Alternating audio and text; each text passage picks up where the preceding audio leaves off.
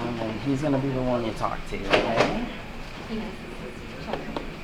It's had a pulse the whole time, but it's very weak. He's driver. What was Passenger. He was the passenger, 2 vehicle MPC. Extrication. Okay, we got trauma 1 ready. Okay.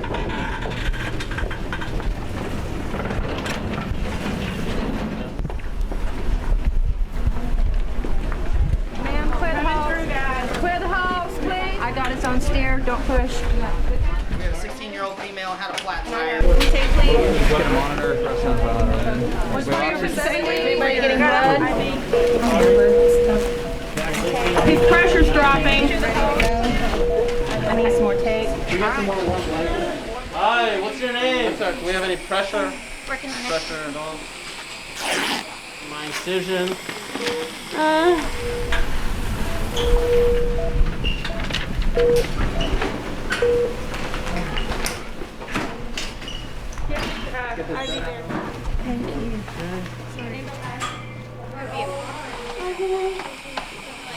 Let's hook the chest tube up to the pleura valve.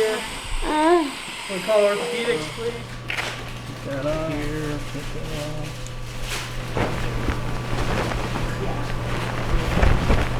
Total of 4 liters of fluid. Okay. And we are packaging and bringing him up to you. He is tubed, so make sure that the vent's ready. All right, I'll call the ICU. Take him up the ICU. Can you feel that? No. Go sensation below the belly button. 25. We have that. We'll go from there, okay? Sweetie, your mom is call it. 1, 2, 3. The monitors. All right, guys. This is my 18-year-old now. Let's check his pupils. How low? Currently reactive. We got 53 over. We have a blood pressure still. Blood, we're going to put in viral chest tube. Okay, clear. All right. Everybody clear? Everybody clear?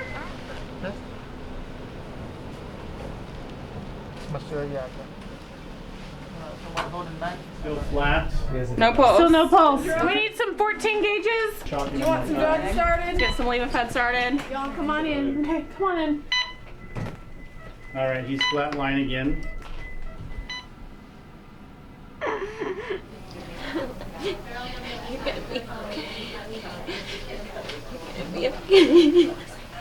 Got nothing. Yeah, his pupils. No reaction. No reaction. Pupils are glowing, Dr. Tails. Okay. Heart rate's about 110. All right, heart rate's staying steady. Blood pressure now about 130. Do an apnea test.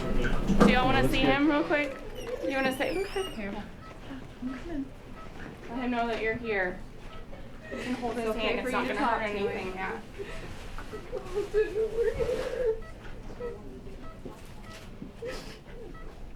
We love you.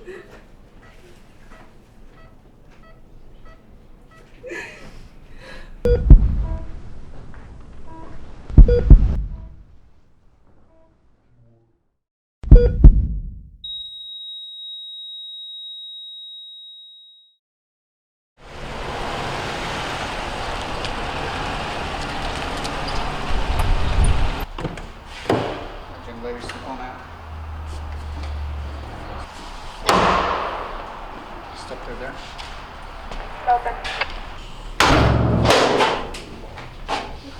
Just stay here real quickly. Be careful. Patient manslaughter. Okay, turn around for me. I'm gonna get these cups off of you. Do you have anything on you that's gonna stick me or poke me? No?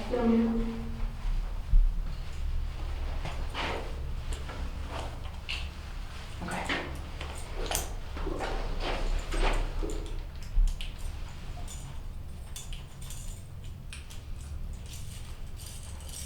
We're gonna do the search, and then we're gonna get you some different clothes. You will not be allowed to wear any of your clothing here. All your jewelry, everything will come off, and we will keep that in a property room for you, okay, until you get released from here. All right, step right out here. This way, cell 1, please.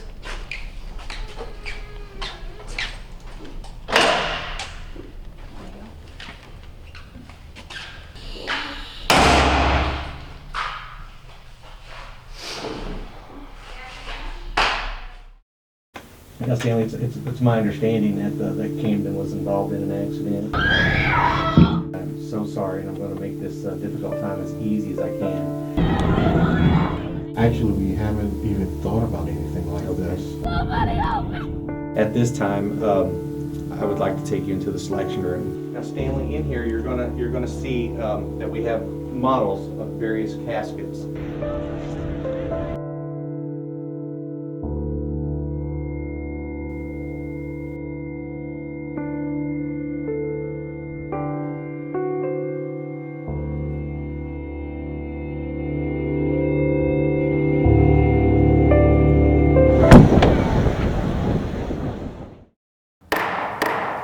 Ladies and gentlemen of the jury, you're about to hear testimony in the state's case against Madison Gregory. Maddie, as her friends call her, is a 16-year-old student at Timber Creek High School. While Maddie is not a bad person, on April 19, 2012, she made the decision to consume alcohol and then to drive her car, two very bad decisions. The witnesses you hear today will tell you about how the events of that day have devastated them and their families. Maddie hit a classmate's car, and in the process, she killed two teenagers and paralyzed another permanently. The state asks that you hold her accountable for those decisions and the lives that she took. Hello, my name is David DeLeon, D-E-L-E-O-N. I was on patrol and I responded to priority 1 major accident. Dispatcher indicated that it was a 2-car accident. People had been ejected from the vehicles. So as I approached the accident scene, I saw a vehicle had rear-ended another vehicle, and I saw several people who had been ejected out of the vehicle. The defendant was still behind the steering wheel and seated in the driver's seat. Initially, when I made contact, I needed to make sure that she was okay.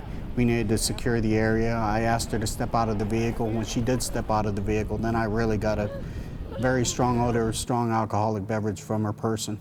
Ms. Freer, could you please give your full name for the jury? Meredith Elise Freer. Do you remember the day of April 19th, 2012? Yes. And can you please tell the jury what it was you were doing after school that day? Maddie Colton and I and some other people got together to hang out and study, and one thing led to another, and we began to drink. And we drove back to school to get my car, and we got into an accident. Could you please tell the jury what you remember about that accident? Maddie was driving, and Colton was sitting up front, and me and Zach were in the back, and Dee Dee and Camden were changing a tire, and Maddie lost control, and we ran into them from behind. Do you remember what happened after the accident? Not really. I remember Maddie being taken away and Colton being care flighted. It's emotionally affected me, and mentally it's all I think about. I'm not happy. I don't know if I'll ever be able to be happy. I've hurt my best friends, and I don't know what the future is gonna hold for me. It's my understanding he stopped to assist a friend with changing a flat tire. How old was Camden when he was involved in this accident and passed away? 14. Does Camden have any siblings? Yes, he has 3 sisters. 2 of them are not handling it well at all. And his youngest sister is only 2. And how are you doing, Miss Harris? Some days I don't know that I want to even continue to live myself. My son was involved in the accident and lost his life. He was a good student. He